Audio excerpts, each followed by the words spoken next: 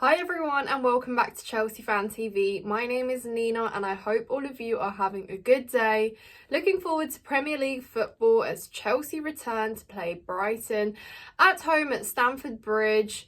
First fixture against Brighton in the Premier League. Of course, we knocked them out in the Carabao Cup. It was a day that we all celebrated because hopes for that game were low. It came after a series of defeats and we weren't very confident. This time round, Brighton are plagued with a lot of injuries. They barely have a strong starting 11. They did win in Europe last night, but even still, Premier League might be a little bit more difficult considering they haven't had that much rest. I think it's now or never. Like 3 points for Chelsea. Let me know what you guys think.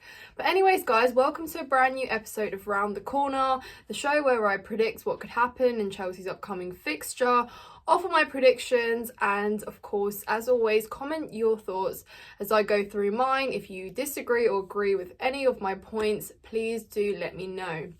Like this video, subscribe to Chelsea Fan TV, and let's get straight into the video.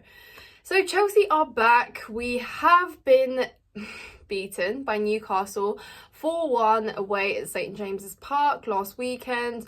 After returning from international break with hopes that we might bring some positivity in, some confidence, some self-esteem from the brilliant performance we put up against Pep Guardiola's Manchester City.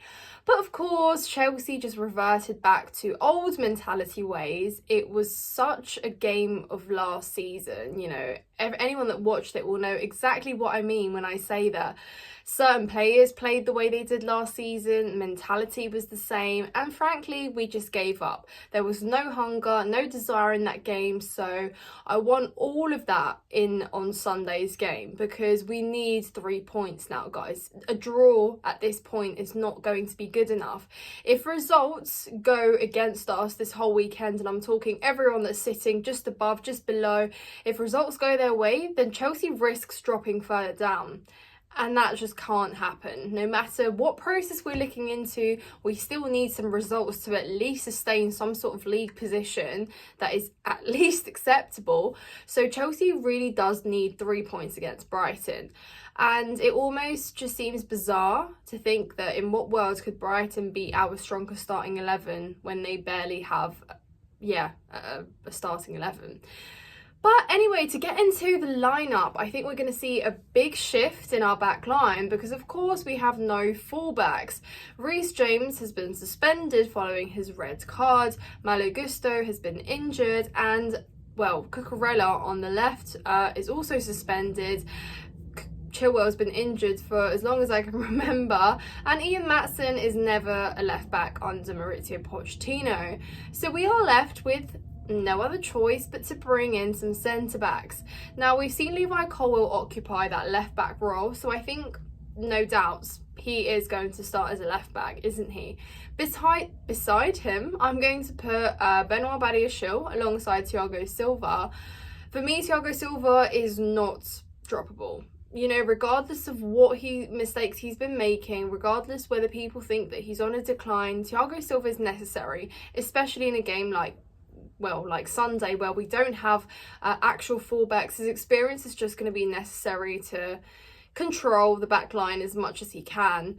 Badiashile, he was injured. He made his first return against Blackburn. Hasn't played much in the Prem, so now is his chance to slowly ease back in and find his way in. And alongside Thiago Silva, he always looks good, and I'm happy for him to start there. And that of course means that we'll see Axel Disasi in the right back role. We saw it once, it wasn't the greatest game, and I think it was with Noni Madueke, wasn't it, on the right, where he just wasn't quite overlapping, he wasn't really linking up and supporting him in the best way, and it really left an imbalance between our left and right side moving forward in particular.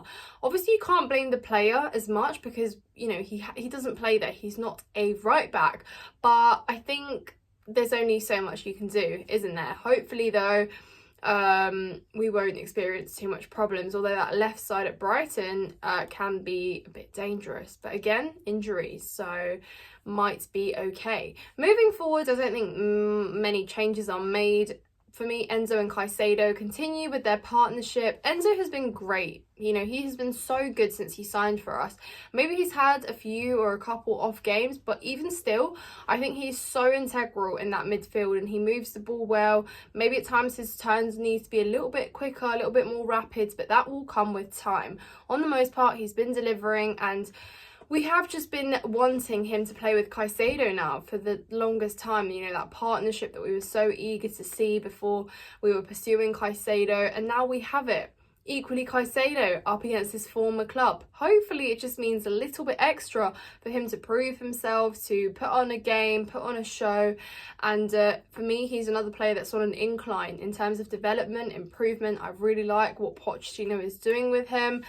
A youngster, but there's so much to be excited about with Moises Caicedo.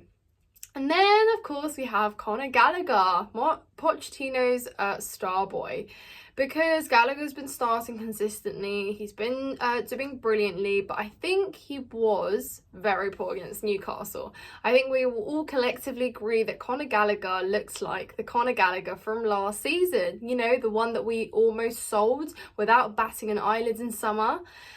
What on earth was going on in that game? I don't know. But anyways, we're going to leave it in the past. Hopefully everyone is back to their usual selves, because we will need him. He's going to start, you know, again, if he wants to provide some pace and run about, this is the game, you know. Brighton aren't going to have much to offer, so we can really expose them on that.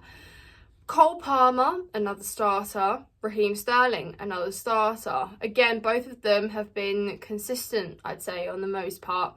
Cole Palmer especially has come in and he has fit right into Chelsea. Like, this boy looks like he's been playing for Chelsea for so long. I love what he's about. I love how he moves forward. I love that he tries to always complement our whole attack, and it's not just a one-man show. You know, he brings everyone into play, and I just think that's so crucial moving forward. His creativity is going to be more than welcome, and when we are given a penalty, we now know who takes that. So I'm really pleased with him. Again, Raheem Sterling, someone who's up for contention, goal of the month and player of the month as well, if I'm not mistaken. There you go. That just proves when you put in the work, when you put in the shift for Raheem Sterling, it proves to work well for you. And again, an absolutely brilliant set piece against Newcastle, but unfortunately there was only so much we could celebrate with that, because it was followed by a negative performance all round and an even worse scoreline. But Raheem Sterling, again, pace there on the right-hand side, potentially, on the left-hand side, and someone who can, maybe dribble through, defend, take the ball up to the end, take a shot, or set up someone else, and hopefully he gets another goal as well. Honestly, the more the better. That's what we brought him in for, to score the goals, to take on players, to dribble through it and show his experience in the Premier League. And then, right up top, on the top of our attack, I'm probably going to go for Nicholas Jackson, because, guys, I love Armando Broja as a player. I think he's really good, particularly coming off the bench. I think he always provides some sort of fresh energy, something new and interesting. However, Jackson is going to get gifted time, because until January at least, we are stuck. Well, stuck is not the greatest word to use, but you know what I mean. We've got Jackson at least until January, until we can assess our other options to bring in someone else that would be a first starter for Jackson to compete with. But on the most part, I think you need to give him the time, and I think you need to give him the game so he can get better, improve, give him an opportunity and see what he does. Yeah, he's been inconsistent, but a young player will come with that. So yeah, there's your lineup, guys. Comment down below what changes you would make. Obviously, Pochettino, I watched his press conference. I don't usually watch many press conferences, but he said that, you know, he has had a chat with the players and they've responded well. Hopefully we see that though, because it's all fun and games until you see it on the pitch, isn't it? Words can be said, but we want to see actions, we want to see goals, we want to see results. So Chelsea, turn up there on Sunday, have a win at home. Let's start sorting out this home record, because it desperately needs sorting. Subscribe to Chelsea Fan TV, guys. Subscribe to my channel also if you enjoy my content. It will be linked in the description. Nina's Chelsea Corner. Like this video, and I will see you in the next one. Up the Chelsea.